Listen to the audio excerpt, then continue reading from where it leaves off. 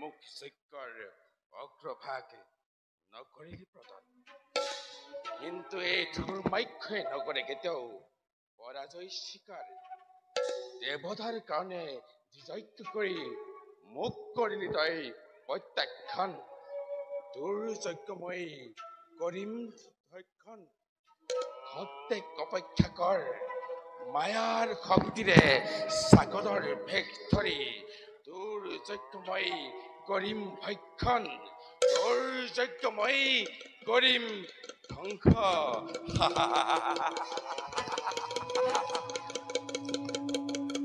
ও হৰি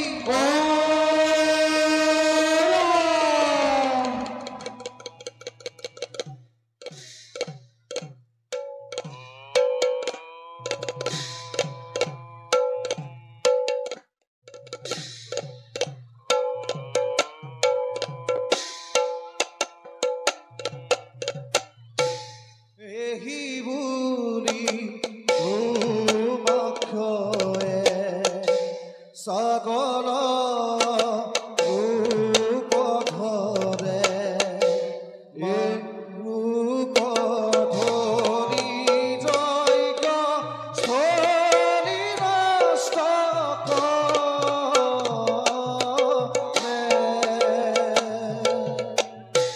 দেখা দেখা সৰ্বজন দৈবৰ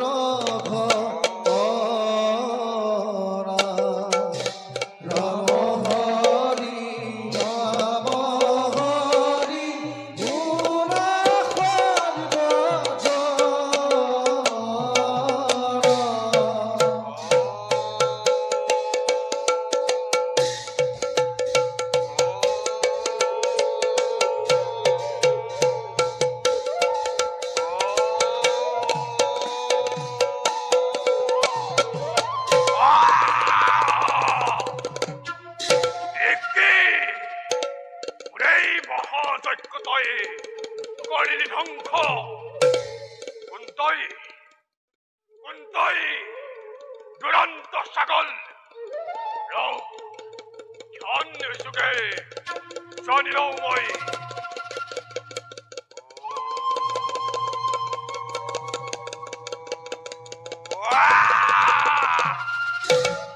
কুলাংগাৰ দুৰ্ভাগ্য তৈশতম বেগ ধৰি মায়াৰ বিদ্যাৰে গোটেই মহাযজ্ঞ ধ্বংস কৰিলি।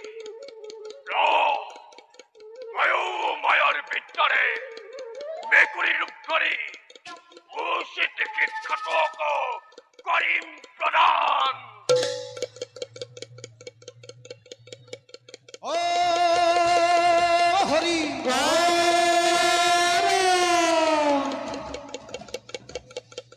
সাগৰৰ ৰূপ ধৰি ধুমাক্ষ কুমাৰ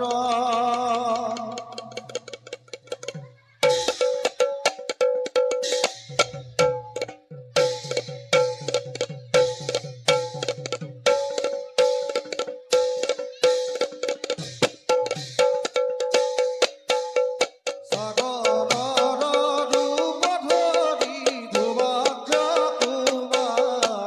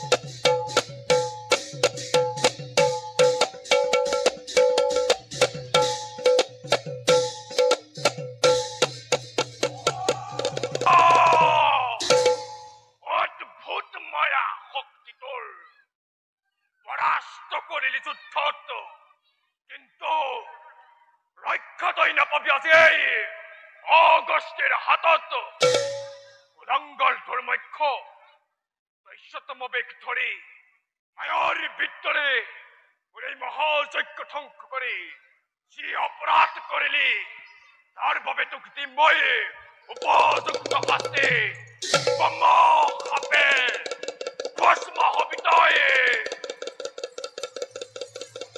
শান্ত হ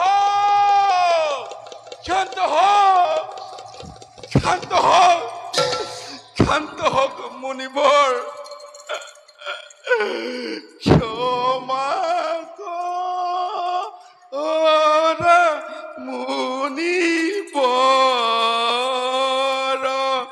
ধৰো চৰণত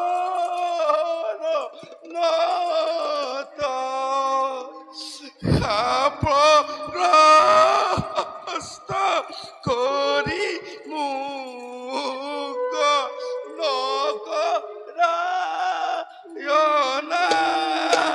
আৰে ক্ষমা কৰ মুনিবৰ ধৰু সৰত আৰে পাপগ্ৰস্ত কৰিব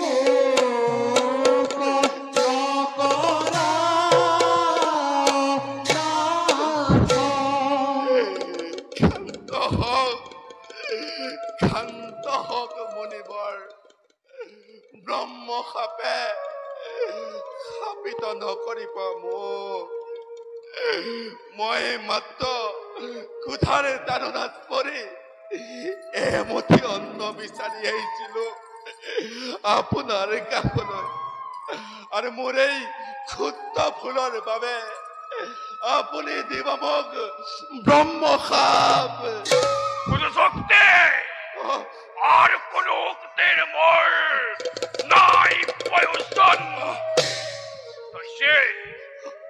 তুই সে অপরাধ করিলি তার বাবে কেবল তুই না হই যোগ্য হাজু হতই ব্রহ্ম শাপুর বাবে বুঝিল বুঝিল তুই এই ব্রহ্মণর ব্রহ্মত্ব শক্তি কিমান বন্ধুর বাক্য তই যিহেতু সকলৰ ৰূপ ধৰি মোৰ এই মহাযজ্ঞ ধ্বংস কৰিলি সেয়েহে তোৰ এই মুখমণ্ডল চূড়ান্ত সকলৰ আকৃতি হওক এই ক্ষুদ্ৰ মানৱ দেহা দুৰ্দান্ত দানৱলৈ আগ পৰিণত ৰাক্ষসৰ দৰে তোৰ আচৰণ হওক তোৰ নাম আজিৰ পৰা তোৰ ভাগ্যৰ পৰিৱৰ্তে কুলাচল হওক কুলাচল হওক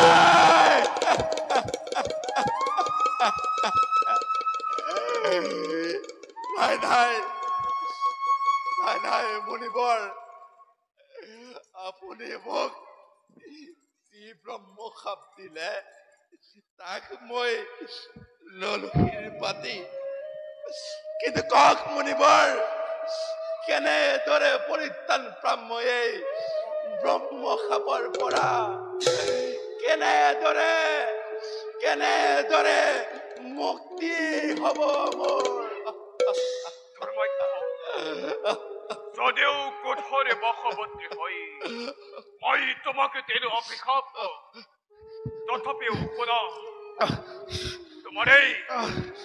তোমার এই নতুন রূপ কুলাচল নামে চিরদিন যেদিকে থাকিব এই সকলোৱে তোমাক শুদ্ধ ভক্তিৰে কৰিব স্মৰণ স্বৰ্গ মধ্য পাতাল সকলো তোমাৰ ভয়ত অৱকম্পমান লাখ নৰ যক্ষ লক্ষ্য দেৱ দেৱী পশু পক্ষী কোনো অস্ত্ৰ শস্ত্ৰই ভেদ কৰিব নোৱাৰে তোমাৰ এই সদৰ্মাক্ষ আজি সন্তে কুলাশল নামে খ্যাত নবহ ধৰাৰ বক্ষত কিন্তু ৰাখিব মনত সৈক্য ৰীতি খবৰ বদিতে তোমাৰ মিলিব মৰণ ভাল মুনিবৰ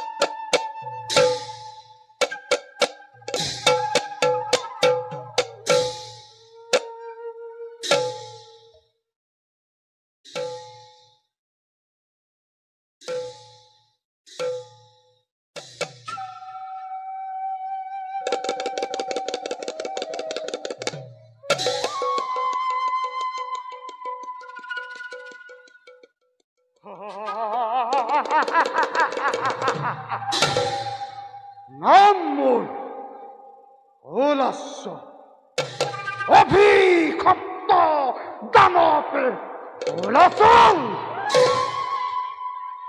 নহে মোৰ মৃত্যু জল স্থল আকাশ বতাহত নহে মোৰ মৃত্যু স্বৰ্গ মধ্য কিম্বা পাতাল নহে মোৰ মৃত্যু নাক নৰ যজ্ঞ লক্ষ দেৱ দেৱী পশু পক্ষীৰ হাতত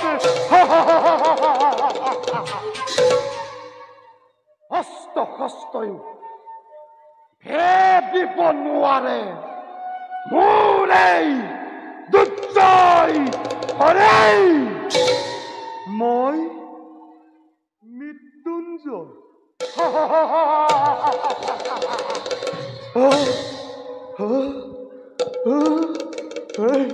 পিতা পিতা পিতা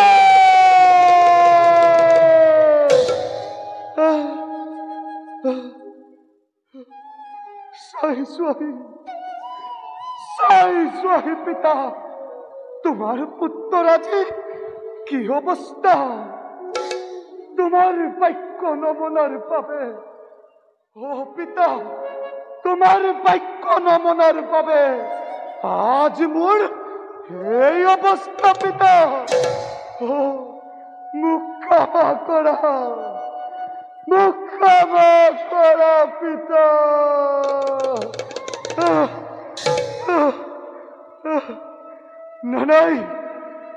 নাই মোৰ কোনো পিতা নাই কোনো মোৰ আত্মীয় স্বজন মই কেৱল অভিক্ষপ্ত দানৱে ওলাচল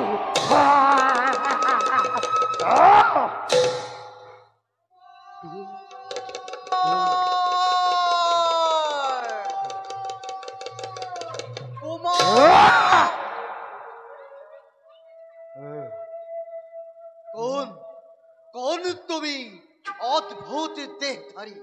নাম মোর কুলাস। কিন্তু কুমার ধুমাক্ষ কোত? কোন কুমার? রজা কর্ণদত্তর একমাত্র পুত্র কুমার ধর্মাক্ষ। ও ধর্মাক্ষ! ধর্মাক্ষ আর নাই, মৃত্যু হয়েছে তার। কুলাসল নাই এ মিছা কথা। হত্যা করি কোয়া কুমার ধুমাক্ষ কোত? যত ঘটি বাজি ঘোর বিপর্যয়। এই! কুমাৰৰ যদি মৃত্যু হৈছে তেনে তেওঁ মৃতদেহ ক'ত? তোমাৰ মৃত্যুদেহ আৰু কোনোদিন বিচাৰি নোপোৱা। তোমাৰ দেহ চিৰদিনৰ বাবে কুলাচলৰ দেহত বিলীন হৈ গল। তেনেহলে তুমি কুমাৰ ধুমাক্ষ নহয়, মই ধৰ্মাক্ষ নহয়, মই কেৱল কুলাচল।